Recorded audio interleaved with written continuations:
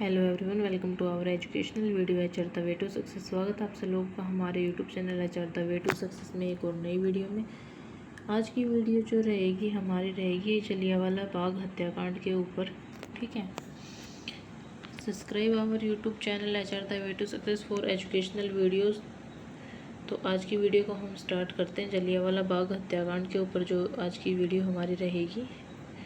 जलियांवाला बाग हत्याकांड 13 अप्रैल 1919 को ब्रिटिश भारत के अमृतसर में हुआ था, जब जनरल डायर के आदेश पर निहत्थी भीड़ पर गोलियां बरसाई गई, जिसमें 400 से अधिक लोग मारे गए थे और 2000 से अधिक लोग घायल हुए थे। यह हत्याकांड रोलेट एक्ट के विरोध में हो रही शांतिपूर्ण सभा के दौरान हुआ, जो भारतीयों को बिना किसी मुकदमे के गिरफ्तार करने का अधिकार देता था।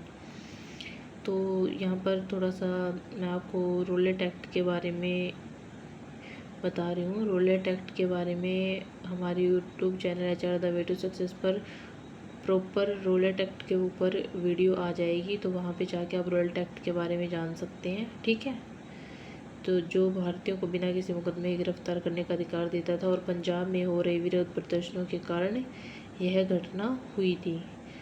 जलियांवाला बाग हत्याकांड कब हुआ? 13 अप्रैल 1919 को बैसाखी के अवसर पर अमृतसर में जलियांवाला बाग में एक बहुत बड़ी भीड़ इकट्ठी हुई थी, तो वहाँ पर जलियांवाला बाग हत्याकांड हुआ था। क्यों हुआ? रोलेट एक्ट का विरोध। ब्रिटिश सरकार ने रोलेट एक्ट पारित किया था, जिसमें बिना किसी वारंट या मुकदमे के किसी भी भारतीय को गिरफ्तार करने का अधिकार दिया था। इस कानून का भारतीयों द्वारा व्यापक रूप से विरोध किया जा रहा था। भारतीय नेताओं की गिरफ्तारी। अमृतसर में रोलेट एक्ट के विरोध के प्रदर्शनों के कारण कुछ प्रमुख भारतीय नेताओं जैसे सैफुद्दीन किचलू और सत्यपाल को गिरफ्तार कर लिया गया था। शांतिपूर्ण सभा पर बर्बरता। गिरफ्तार नेताओं की रिहाई और रोलेट एक्ट का विरोध करने के लिए जलियांवाला बाग में लोगों की एक शांतिपूर्ण सभा आयोजित की जा रही थी। जनरल डायर का क्रूर आदेश। जनरल डायर ने सभा स्थल को घेर लिया और वहां मौजूद निहत्थी भीड़ पर अंधाधुंध गोलियां चलवा दी, जिससे भारी संख्या में लोग मारे गए और बहुत ज़्यादा लोग घायल हुए थे। तो ब्रिटिश शासन का दमन। यह घटना ब्रिटिश शासन द्वारा भारतीय स्वतंत्रता आंदोलनों को कुचलने और दमनकारी नीतियों के प्रदर्शन का एक भयानक उदाहरण थी। जलियांवाला बाग हत्याकांड भारतीय इतिहास की एक बहुत ही दुखद घटना है, जो 13 अप्रैल 1919 को पंजाब के अमृतसर में हुई थी। इस दिन ब्रिटिश सेना ने एक शांतिपूर्ण सभा में शामिल हुए निहत्थे भारतीयों की भीड़ पर अंधाधुंध गोलियां चलवा दी थी। पृष्ठभूमि क्या है इसकी? Roulette act. 1919 में ब्रिटिश सरकार ने रोलेट एक्ट नामक एक काला कानून पारित किया, जिसमें रोलेट एक्ट के तहत वह बिना किसी मुकदमे के किसी भी भारतीय को गिरफ्तार कर सकती थी। विरोध प्रदर्शन। तो रोलेट एक्ट कानून का पूरे देश में व्यापक विरोध हुआ। 13 अप्रैल को बैसाखी का त्यौहार मनाने और रोलेट एक्ट का शांतिपूर्वक विरोध करने के लिए हजारों लोग जलियांवाला बाग में इकट्ठा हुए थे, जहां पर जलियांवाला बाग हत्याकांड को अंजाम दिया गया था। हत्याकांड की घटना। जनरल डायर का आदेश। ब्रिगेडियर जनरल रेजिनाल्ड डायर लगभग 40 सैनिकों के साथ बाग में पहुंचा। उसने बाग के मुख्य और एकमात्र संकरे रास्ते को बंद कर दिया ताकि कोई बाहर न निकल सके।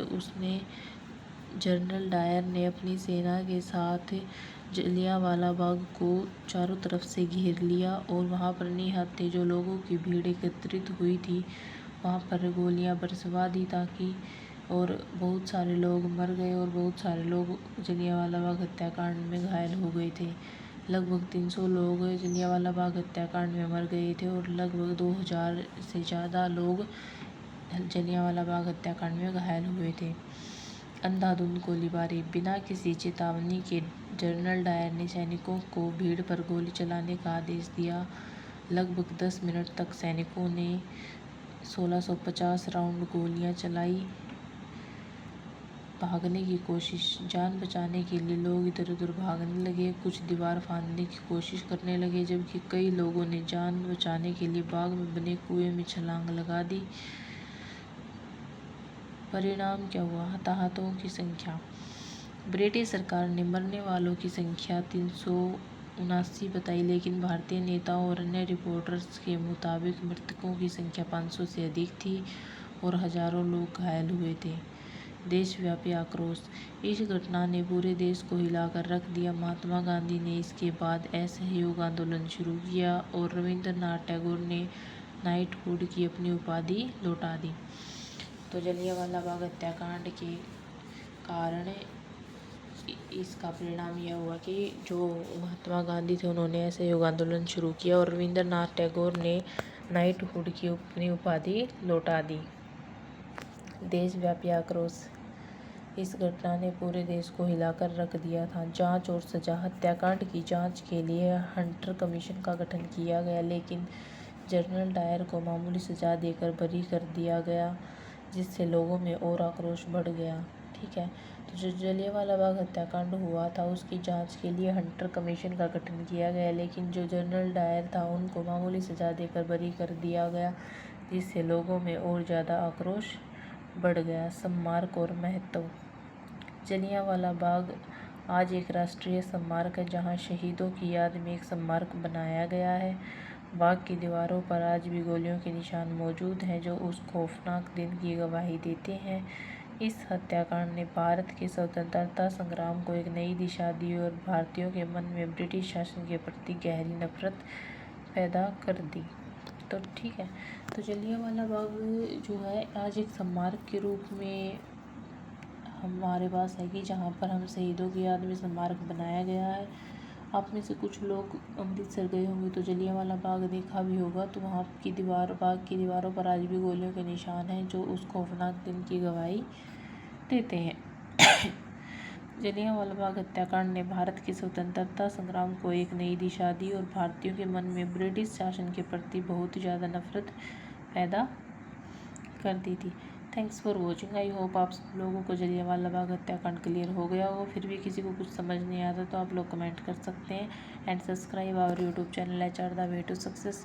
और नेक्स्ट वीडियो रोलेट एक्ट के ऊपर आएगी, तो वो भी आप लोग ज़रूर जाके चेकआउट करना।